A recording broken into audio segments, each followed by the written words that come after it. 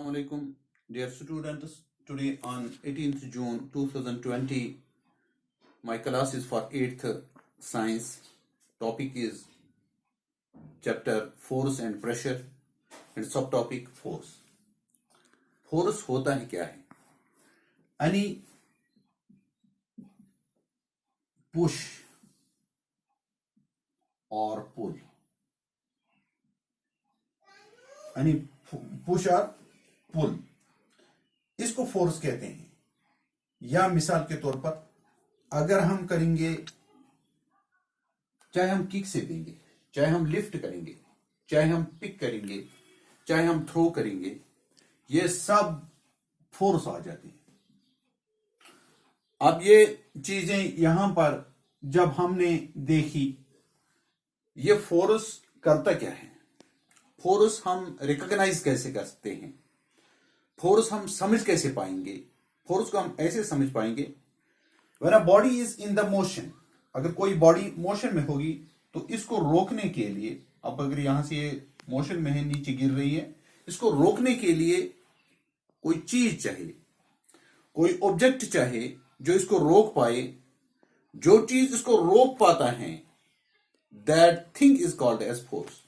या मैं आपको यहां पर एक एग्जाम्पल दे दूंगा, यहां पर आप दिखाइए, मैं एग्जाम्पल दे दूंगा। अगर ये बॉल यहां पर है, ये यहां पर यानी रेस्ट में है, मैं इसको मोशन में कैसे लाऊंगा, ऐसे, यानी तो मैं तेज भी चला सकता हूं, ऐसे, फिर रोक लिया, तेज चलाया, फिर रोक लिया, तेज चलाया, फिर रोक लिया।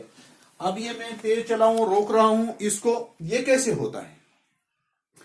जब कोई ऑब्जेक्ट, चाहे बॉल ही हो, इसको हम यानी चलाना चाहेंगे तो इस तरीके से रोल रोल रोल रोल होके यहां पर फिर से रुक पाएगी।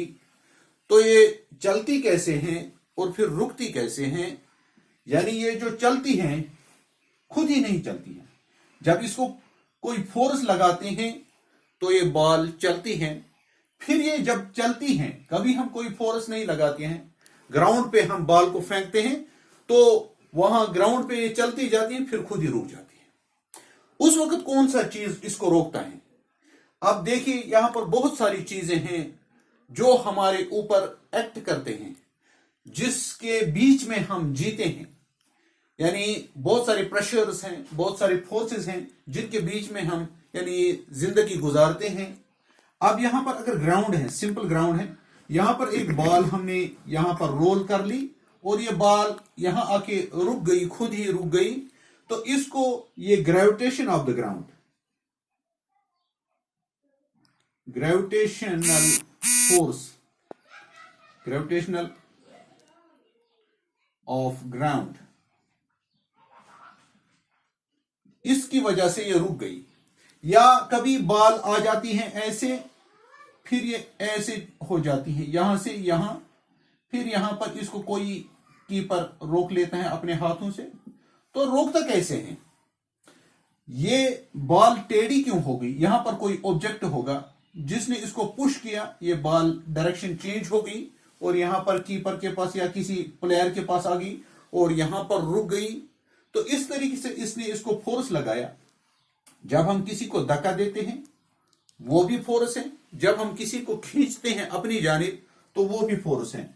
अब अगर हम जो भी, मिसाल के तौर पर हम इस बॉल को उछालेंगे, अब उछलने के बाद ये बॉल फिर से नीचे आती है, जब ये उछल जाती है तो इसको एक फोर्स लग गया यानी ऊपर की जानिब, और जब नीचे आ जाती है जमीन का ग्रेविटेशनल फोर्स इसको अपनी जानिब खींचता है, that is called the force. अब अगर हम बात करेंगे, मिसाल के तौर पर मैं इस डस्टर को उठाता हूं, मैंने इसको उठाया और यहां पर रब करने की कोशिश कर रहा हूं, इसको मोशन में मैंने लाया, इसको मैं अपने हाथ से धक्का देता हूं, खींचता हूं, धक्का दे, यही खींचना, धक्का देना फोर्स होता है।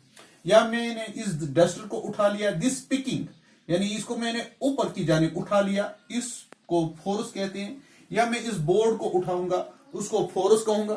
अब जो फोर्स होते हैं वो डिफरेंट यानी यानी यानी डिफरेंट होते हैं। कोई फोर्स ज्यादा होता है, कोई फोर्स कम होता है। अब अगर कोई चीज होगा वो बहुत तेज चलता है, या गाड़ी है, मिसाल के तौर पर अगर यहां पर गाड़ी है, गाड़ी अगर तेज चलती है तो इसको अगर कोई और चीज सामने आ गई, कोई छोटी सी चीज है, इसको धक्का देके आगे फेंकेगी। अगर इसको बड़ा सा कोई चीज ये इसी को धक्का देगी, यानी किसका फोर्स कितना ज्यादा है, उसकी वजह से हमें पता चलता है कि फोर्स इक्वल है या अनइक्वल है। जिसका फोर्स जितना ज्यादा होगा उसी डायरेक्शन में वो चीज खींची जाएगी। मिसाल के तौर पर अगर हमारे पास यहाँ एक बक्सा है, तो इस बक्से को अगर हम फोर्स लगाएंगे, यहां से भी फोर्स लगाएंगे और यहां से भी फोर्स लगाएंगे, अब जिस जानिब ये बक्सा मूव करेगा, अगर ये बक्सा इस जानिब मूव करता है तो इसका मतलब हो ये वाला फोर्स ग्रेटर है और ये वाला फोर्स कम है। तो इस तरीके से हम फोर्स को डिफाइन करते हैं। अब अगर हम दूसरी बात, जब हम किसी कमरे में दाखिल हो जाते हैं, वहां दरवाजा होता है, डोर होता है, उस डोर को हम या पुश करते हैं या पुल करते हैं। उस डोर को पुश या पुल करना, उसको भी फोर्स ही कहते हैं। अब अगर आप उस जानिब दिखाएंगे, यहां पर देखो, यहां पर मैं इस ड्रॉर को खींचता हूं, अगर इस ड्रॉर को खींचता हूं, इसको होते हैं पुल, और जब धक्का देता हूं पुश, पुल और पुश। इसी तरीके से अगर हम इस अलमारी को खींचना चाहेंगे तो इसकी यानी ये वाला फोर्स जब हम इसको अपनी जानिब खींचेंगे तो ये हमारा पुल है, जब हम इसको धक्का देंगे तो ये पुश है। इस तरीके से हम फिर से आ जाएंगे अपने बोर्ड की जानिब, तो ये हमारा पुश और पुल वाला ये फोर्स हो गया। अब अगर हम देखेंगे आप यहां पर, तो यहां पर मैंने रोल वाली बॉल भी दिखाई या बाकी चीज में हमने दिखाई। तो एक्शन लाइक पिकिंग, ओपनिंग, किसी चीज को खोलना, मिसाल के तौर पर ये एक बोतल है, इसको हम खोलने की कोशिश करेंगे ऐसे ऐसे, या इसको बंद करने की कोशिश करेंगे एंड क्लॉकवाइज डायरेक्शन या एंटी क्लॉकवाइज डायरेक्शन। दोनों सूरतों में हम इसको यानी बंद करने को भी एक फोर्स लगाते हैं और खोलने वाले एक फोर्स लगाते हैं, क्लॉकवाइज फोर्स और एंटी क्लॉकवाइज फोर्स। इस तरीके से हम किसी चीज को खोलते हैं। इस पेन को बंद करने के लिए एक फोर्स, इसको खोलने के लिए दूसरा फोर्स, यानी ये भी फोर्स ही है, यानी क्लॉकवाइज और anti clockwise. Shutting, kicking, hitting, lifting, flicking, pushing, pulling और often used to describe certain tasks. अब ये हमें मुख्तलिफ टास्क्स दिखाता है। तो यही टास्क्स को जब हम अच्छी तरीके से देखेंगे तो यही होते हैं फोर्स। आज के लिए यही क्लास काफी। बाकी वसलाम, अस्सलाम वालेकुम व रहमतुल्लाहि व बरकातुहू।